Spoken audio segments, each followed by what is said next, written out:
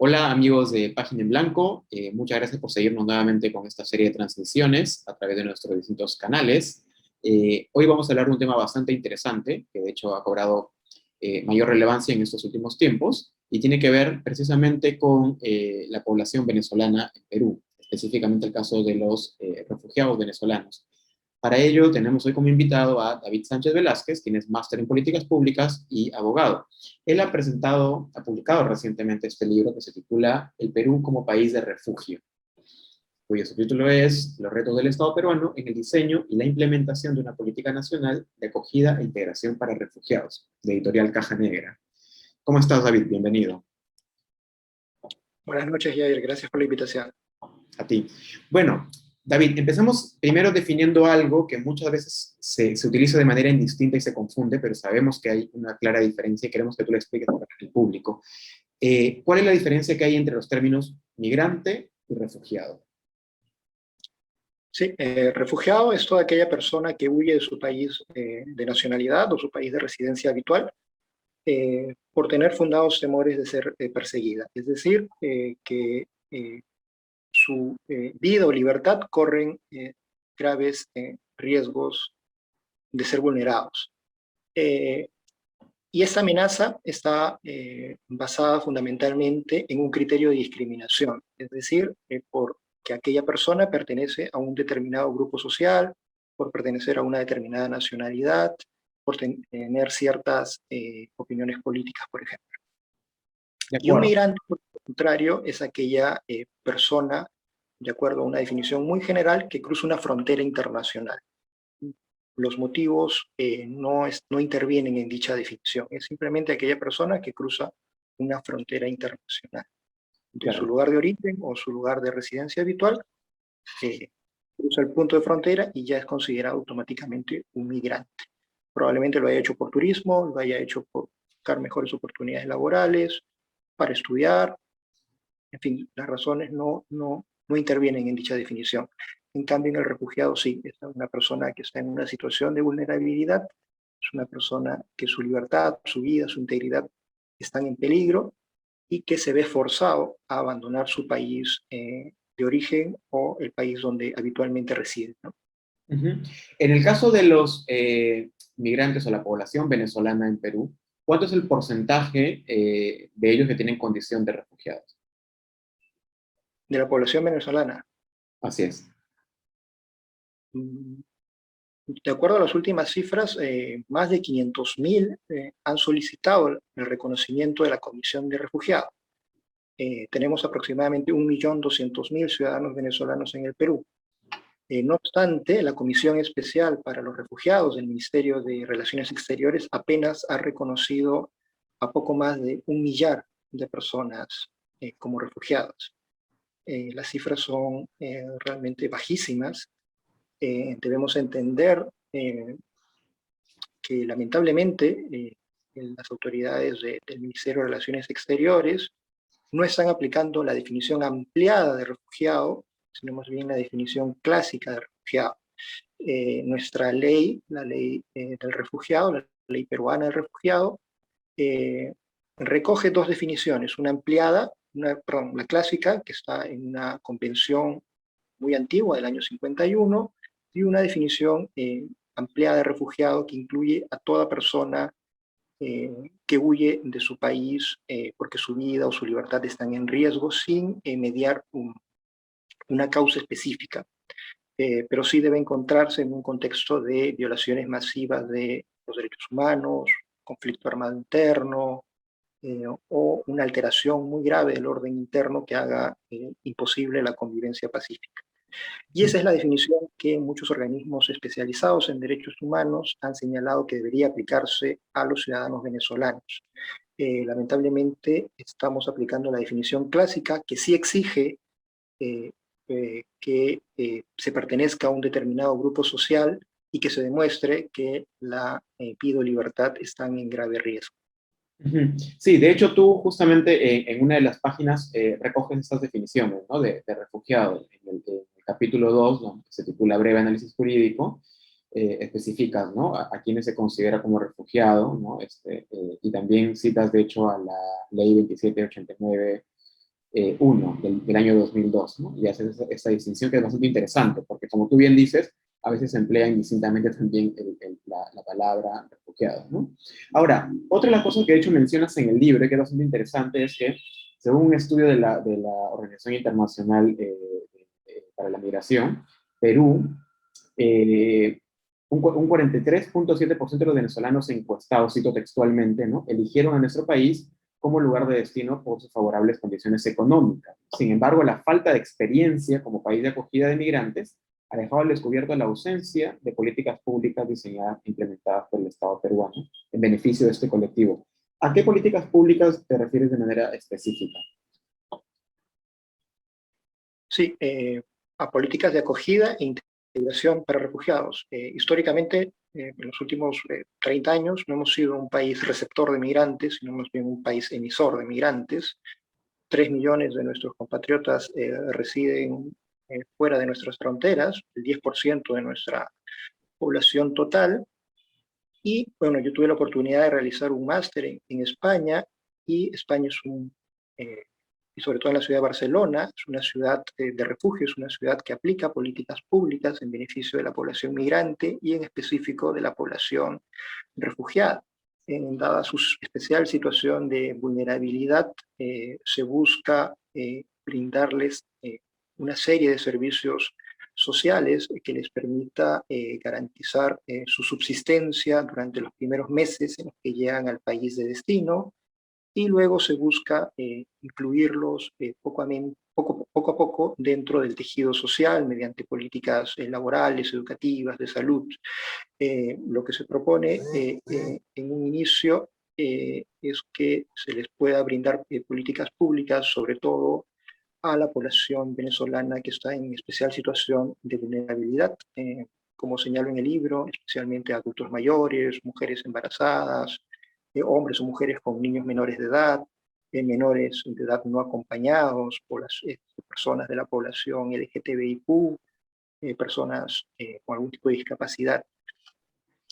Sí. Todos los vulnerables, ellos son los más vulnerables y requieren de una intervención del Estado para que puedan ser acogidos y se integren a nuestra sociedad y puedan desarrollar sus actividades y puedan gozar de sus derechos sociales de manera plena. De hecho, ya que mencionas el caso de España, que también lo citas en el libro, ¿no? Tú hablas de que, bueno, en el caso particular de este país, tienen como unas fases, son los itinerarios de acogida e integración, ¿no? Que está primero la fase de acogida, lo que más o menos has mencionado, la fase de integración y la fase de autonomía. Pues justamente la idea es, como tú bien has dicho, integrarlos a la sociedad.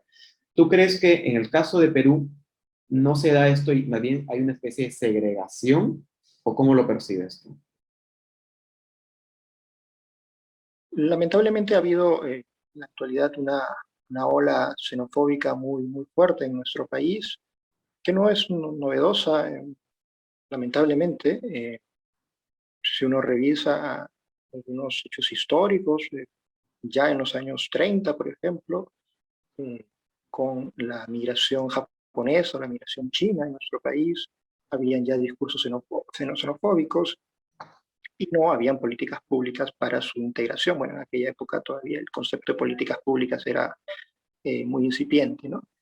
Eh, pero en la actualidad, lamentablemente, no hemos diseñado ningún tipo de políticas que permitan a la población venezolana integrarse a nuestro país. Hay un ingente número de ciudadanos venezolanos que son personas altamente calificadas, que han tenido estudios superiores y que lamentablemente por las condiciones de vulnerabilidad no pueden, por ejemplo, convalidar sus títulos universitarios en nuestro país porque el trámite suele ser un poco costoso, está alrededor de los 300 soles, y muchos de ellos a veces sus sueldos apenas rozan el salario mínimo, que es 900 y pico. Entonces no van a destinar un tercio de su salario para un reconocimiento de los títulos, y implicaría pues quedarse sin alimentación o, o no pagar el arriendo. En fin, hay una serie de problemas y por lo tanto creo que hay que diseñar algún tipo de políticas que faciliten, por ejemplo, en el tema del reconocimiento de títulos, una facilidad, que en aquellas áreas en los que haya déficits en nuestro país, en materia sanitaria, en materia educativa, se les dé la gratuidad, la posibilidad de que de manera gratuita puedan convalidar sus títulos y puedan ejercer su profesión en nuestro país, ¿no? Y nos ayuden a mejorar, obviamente, los servicios educativos y los servicios sanitarios en nuestro país, que como todos sabemos, eh, pues presentan algunos déficits en recursos humanos, por ejemplo, ¿no? Claro, bueno, de hecho eso que comentas también se ha visto ahora a raíz de la pandemia, ¿no? En el sector salud, por ejemplo, en lo que claramente ha habido esa necesidad de incorporar profesionales y se hizo esta especie de homologación automática, ¿no? Por lo menos de manera empírica, porque había una necesidad. Ahora, en 2017, que también de hecho lo mencionas acá, como es bien sabido, hubo algunos intentos del Estado peruano para dar ciertos beneficios, si se le podría llamar, ¿no? En cuanto al reconocimiento en el campo laboral, por lo menos, el famoso PTP, ¿no? Que fue bastante sonado y aplaudido incluso por varios gobiernos latinoamericanos. Curiosamente, esa política pública dejó de estar vigente, ¿no? Y ¿tú crees que ha habido ahí un proceso más bien de involución en ese sentido? ¿O tú crees que está justificado de alguna manera el hecho de que se haya derogado eso? Tanto el PTP como el ahora CPP, que está en proceso de implementación, son dos procesos de regularización masiva que han diseñado la Superintendencia Nacional de Migraciones. No obstante, esos dos procesos tienen un grave problema, y es que tienen una limitación temporal. Por ejemplo, el CPP, al cual se podía preinscribir todo ciudadano extranjero que estuviera de manera irregular en nuestro país, únicamente era permisible para aquellas personas que hubieran ingresado al territorio peruano hasta el 22 de octubre del año pasado. Y eso no tiene en consideración que diariamente por nuestra frontera norte, por Tumbes, entran aproximadamente entre 400 a 600 migrantes, principalmente de nacionalidad venezolana. Ellos vienen caminando desde su país, atraviesan Colombia, Ecuador, y se encuentran con una frontera cerrada y tienen que pagarle a mafias para cruzar unas trochas que están entre Perú y Ecuador a fin de ingresar a territorio peruano, y lamentablemente se encuentran en una situación de suma vulnerabilidad. Uh-huh. Y estos son ingresos diarios, y aquellas personas no van a poder acceder a este proceso de regularización masiva. Y este ingreso irregular de personas a nuestro país no va a finalizar por más de que cerremos la frontera, por más de que coloquemos algunas trabas burocráticas para la regularización. La grave crisis humanitaria que está viviendo el país venezolano, pues va a hacer que esta migración continúe. Es una migración de supervivencia, son personas que están huyendo literalmente para no morirse de hambre, y que por lo tanto, en vez de seguir creando figuras jurídicas migratorias nuevas como el PTP o el CPP, lo que yo considero es que todo ciudadano venezolano debe ser reconocido de manera colectiva y prima facie como refugiado, honrando así pues los compromisos internacionales que el Estado peruano ha suscrito, llámese la Convención sobre el Estatuto de los Refugiados del 51, la Declaración de Cartagena del 84, y cumpliendo a su vez la propia legislación interna peruana. La ley peruana del refugiado ya recoge la definición ampliada, la definición clásica y ampliada de refugiado, como ya hemos conversado.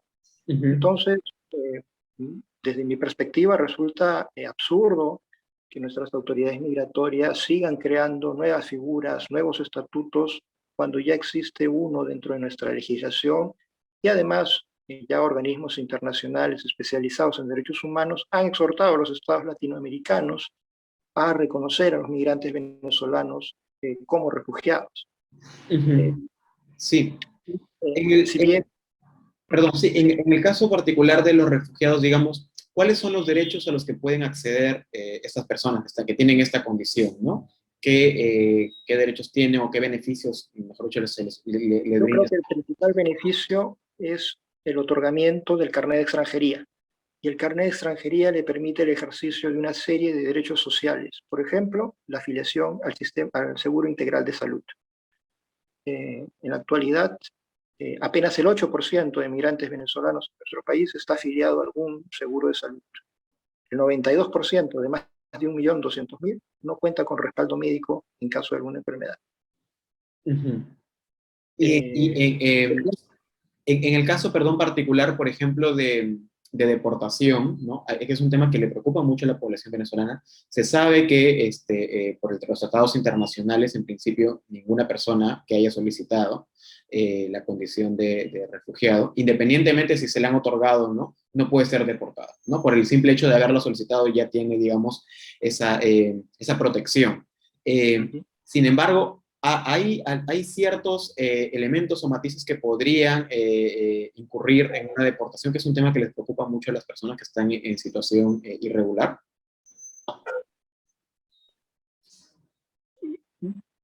El Perú desde hace 2 años no está realizando deportaciones masivas. Hay un procedimiento que se debe seguir y que suele ser un poco engorroso y que por lo tanto es un gran despliegue tanto de recursos humanos y recursos económicos que el Estado peruano no está en capacidad de llevar a cabo. Y además los organismos internacionales han solicitado ya que no se realicen deportaciones, pues son personas en situación de vulnerabilidad que corren un grave riesgo si es que son devueltas a su país de origen, que es Venezuela. Ya lo ha hecho, por ejemplo, en el caso de Chile, que acaba de aprobar una nueva ley migratoria que agiliza los trámites de deportación, ¿no? Semanalmente vemos cómo Chile va deportando decenas de ciudadanos venezolanos, lamentablemente, y que pueden ser pasibles en su país de origen, en Venezuela, de violaciones a los derechos humanos. Por lo tanto, creo que en ese sentido el Perú, de cierta manera, ha parado los procedimientos de deportaciones. Lo que sí ha empezado es una continua fiscalización migratoria, ¿no? A través de las redes sociales de la Superintendencia Nacional de Migraciones vemos que en las principales ciudades de nuestro país, Tumbes, Piura, Trujillo, Chiclayo, Lima sobre todo, los fiscalizadores migratorios están saliendo a la calle y están identificando a aquellas personas extranjeras, pidiéndole documentación y les están elaborando algunas fichas y las ponen a disposición de la policía. Yo creo que eso no debería suceder. Ellos están, repito, en una situación de vulnerabilidad y merecería pues, que pare este hostigamiento de solicitarle documentos, que más bien Migraciones debería ya iniciar conjuntamente con el Ministerio de Relaciones Exteriores un procedimiento de regularización masiva y que no tenga una limitación temporal, ¿no? Porque, querámoslo o no, como digo, la migración venezolana es una migración de supervivencia y van a seguir llegando a nuestro país ciudadanos venezolanos. Ya tenemos en menos de 5 años 1.200.000. Colombia está proyectando para este año tener 2 millones de ciudadanos venezolanos en su país. El Perú, según algunos cálculos, este año tendría ya, hacia fines de año tendría 500.000 ciudadanos venezolanos adicionales. Es decir, llegaríamos al 1.700.000. Por lo tanto, creo que el Estado peruano debe ya de sentarse a planificar políticas públicas para integrarlos a nuestra sociedad, para regularizarlos de manera masiva, y creo que esa es la vía a la cual hay que acudir y que es el reconocimiento, como todos ellos, como refugiados, ¿no? Uh-huh. Sí, bueno, un tema curioso, de hecho, es que justamente a raíz de la llegada de la pandemia al país, muchos migrantes venezolanos han dado vuelta a su país, ¿no? Como retornados, ¿no? Precisamente porque las condiciones aquí lamentablemente no eran favorables, ¿no? Y llegó la crisis y tal. Pero también hay este nuevo fenómeno de aquellas personas que se fueron y están regresando nuevamente al país. En ese caso particular, por ejemplo, una persona que haya tenido un estatus anteriormente de refugiado, que se va y luego retorna al país, ¿lo pierde, lo conserva? ¿Cómo se allí? Muchos no llegan hasta Venezuela, muchos de los que retornan se van a Colombia o Ecuador para traer a sus familiares, para guiarlos en la ruta migratoria hacia Lima o hacia otras ciudades del Perú. Eh, Como entenderás, hay una serie de peligros, tienen que sortear una serie de peligros y de riesgos en su ruta migratoria, porque la hacen literalmente caminando en muchos casos. Hay mafias, coyotes, eh, que los pueden llevar hacia la trata de personas, al tráfico ilícito de migrantes, corren riesgos las mujeres de niños de ser víctimas de violencia sexual, de violencia física, y por lo tanto muchos eh, que ya estaban aquí viviendo y han salido del Perú, van hacia Colombia o Ecuador para traer a sus familiares. El refugiado, entenderíamos, cuando regresa a su país de origen, al país del cual huyó y regresa de manera voluntaria, es porque ya no tiene los fundados temores de ser perseguido. Eso bajo la definición clásica de refugiado. Pero si nos atendemos a la definición ampliada, no se exige de cierta manera que tenga un fundado temor, sino que haya un grave riesgo dado el contexto en el cual ha estado viviendo. Y entendemos que la situación en Venezuela no va a terminar en el corto plazo. Siguen habiendo violaciones masivas a los derechos humanos, siguen habiendo, existe actualmente pues una grave alteración al orden público que hace prácticamente que sea un país invivible, que viva en una grave crisis humanitaria. Recordemos que el salario mínimo en Venezuela apenas es de $2 semanales. $2 es lo que cuesta la harina pan con la que hacen sus típicas arepas, y es decir, luego de una jornada de 6 días de trabajo, pues el salario que reciben apenas les va a alcanzar para un alimento por un día. Por eso digo que es una migración de supervivencia. Es una migración para no morirse de hambre, literalmente. Claro. Tú estás en Tumbes en esos momentos. Digamos, tú percibes la realidad todos los días, la entrada, la salida también por ahí, ¿no? De algunos de migrantes, la situación de refugiados y tal. ¿Qué crees que debería hacer el Estado para agilizar justamente esta inserción, ¿no? De esas personas que están en condición de vulnerabilidad? Sí, bueno, el Estado peruano somos conscientes de que aún no tiene grandes capacidades eh, para satisfacer las demandas sociales de amplios sectores de su propia población. Todavía tenemos bolsones de pobres y pobres extremos peruanos que aún no pueden tampoco gozar plenamente de sus derechos sociales. Entonces el Estado peruano debe de recurrir al concurso de las agencias de cooperación internacional, de los bancos de desarrollo, a fin de desarrollar políticas públicas en beneficio de la población migrante venezolana. Que si bien es cierto, es el grueso de la gran migración en la actualidad, no podemos olvidar que nuestro país también tiene población refugiada de otras nacionalidades, cubanos, colombianos, incluso sirios, o personas del África también. Entonces, todos ellos se encuentran en situación de vulnerabilidad y todos ellos deben ser incluidos en las políticas públicas, algunas de las políticas públicas que yo menciono en el libro, para que puedan ser acogidos, integrados y puedan desarrollarse plenamente. Del 1.200.000 ciudadanos venezolanos que viven en nuestro país, de acuerdo a algunas encuestas, el 80% quiere quedarse en el Perú y se va a quedar en el Perú, porque aquí van a estudiar, van a trabajar, se van a casar, van a tener a sus hijos y se van a establecer en un futuro. Lo óptimo es que los regularicemos de manera masiva y les brindemos las facilidades para insertarse dentro del mercado laboral, que permita la dinamización de nuestra economía. Ya hay estudios del BBVA en el año 2019 que indican que sin la migración venezolana el PBI peruano no hubiera crecido un punto porcentual más de lo que creció.